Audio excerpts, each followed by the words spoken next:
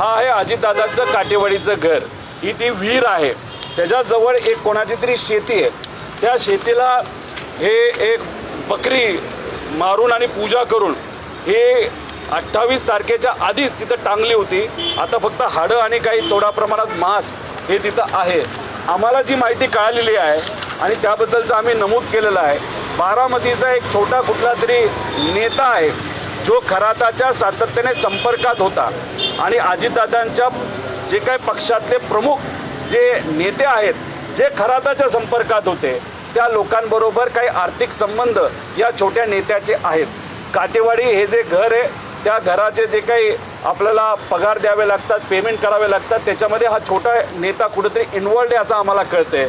आणि ह्या सगळ्या पूजा एक काटेवाडीच्या घराच्या बाहेरची आणि तिथं सहयोग नावाचं घर आहे त्याच्या बाहेरची पूजा या छोट्या नेत्याच्या माध्यमातून केली असं आम्हाला कळतंय. आम्ही काळ्या जादूवर विश्वास ठेवत नाही, आम्ही भोंदूगिरीवर विश्वास ठेवत नाही. पण या मागचा हेतू काय होता? दादांच्या तिन्ही घराबाहेर म्हणजे एक काटेवाडीचं घर, बारामतीचं घर आणि देवगिरी बंगला या तिन्ही घराच्या बाहेर अशा प्रकारच्या पूजा का झाल्या? मग खराताच्या अकाउंटमध्ये 27, 28 आणि 29 जानेवारीला उलाढाल का वाढली?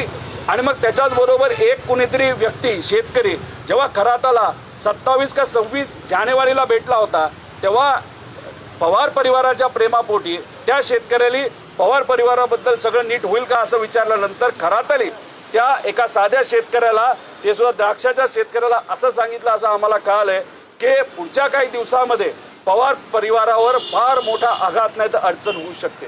हे सगळं जे आहे याच्यात पण इन्व्हेस्टिगेशन CIDने करावं असं आम्ही इथे असणाऱ्या अधिकाऱ्यांना म्हणजे खुर्चीला तिथं खरं तर सांगितलेलं आहे. इथं मोकळी खुर्ची जी होती त्याला आम्ही विनंती केलेली आहे. पण आमचं डॉक्युमेंट इन्व्हर्ट झालेलं 140 कलमाच्या अंतर्गत माझं जे काही स्टेटमेंट आहे आणि मग मी